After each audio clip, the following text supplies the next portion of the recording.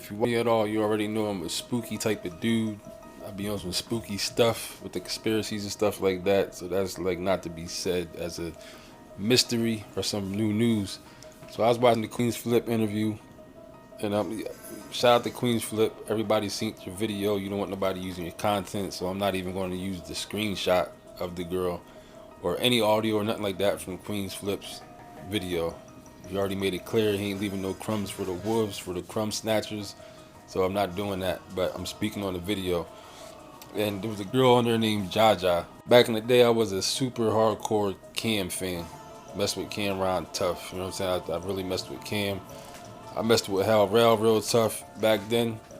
I can't really say I was ever really messing with Jim Jones's music like that. It's not no diss or nothing like that to Jim Jones. It just wasn't my thing. You know what I'm saying? I was on some 50 Cent, Noriega type. You know what I'm saying? That kind of vibe, Biggie type of stuff. But interview. But she started talking about stack bundles, and it got a little bit spooky. You know what I mean? It got a little bit spooky. She started talking about stack bundles was haunting her in her dreams, in her sleep, because she was talking about like after.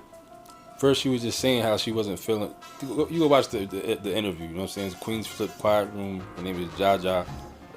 Go peep the interview. I ain't really trying to sit there and you know what I'm saying, and repeat everything that was said and done on the interview, but she said that she kind of blames Jim Jones for Stack Bundles' death. Not like that he's responsible for the death, but she feels like he could have done some stuff to help Stack Bundles when he was like, when he didn't.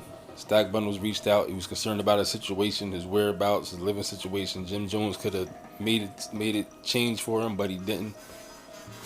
But she started talking about at a point about she was like, yeah, the same stuff that happened with Stack. Jim was trying to get him to get a 335 BMW, 353, whatever it was. Stacks wasn't feeling that, but she was like, after Stack Bundles died, he kept coming to her in her dreams. You know what I'm saying? Haunting her in her dreams. And then she was like, she was messing with Jim Jones a little bit after that, even though she already wasn't feeling him because of the situation. But she was like, they try to put her in the same car that they try to give Stack Bundles, which he didn't want. She said when she was in Miami doing the show, they had her up in the same exact room that Stack Bundles was in. You know what I'm saying? And it just got a little bit spooky. You know what I mean? It was just a little bit weird. So I don't know. Go watch the interview because we'll see what happens in the next part. See what else she got to say, because she was about to say some other stuff too about whatever. But it just definitely seemed kind of weird. And Jim Jones right now, man, is like, they say all publicity is good publicity, but not really. You know what I mean? Because Jim Jones has definitely emerged in 2019 with a vengeance. You know what I'm saying? But kind of all for the wrong reasons. Like we keep hearing him over and over. It's like all negative situations attached to his name.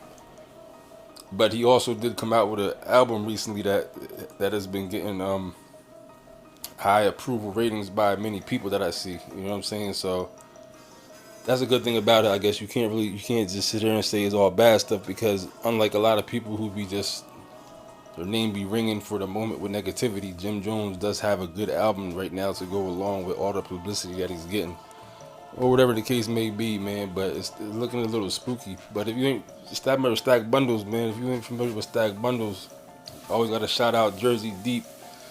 You know what I'm saying? YouTube killer, I think he's calling himself now on YouTube. He riding hard for Stacks from day one, always have. You know what I'm saying? So you can't really mention Stacks without him. That's his boy from back then. Shout out to Jersey Deep. You know what I mean? But yeah, Stack Bundles back then when Stacks came out, everybody knew Stack Bundles was next up. You know what I'm saying? It was like he was one of them people that was like, there was no debating it. You know what I mean? Like Stack Bundles was definitely about to be the next up. You know what I'm saying? Like when I said I ain't mess with Jim Jones and them really, I definitely was messing with Stack Bundles even before he was like really messing with Jim Jones and them. So I was definitely a Stack Bundles fan. Yeah, go peep the interview, see what she talking about. Definitely look a little bit creepy.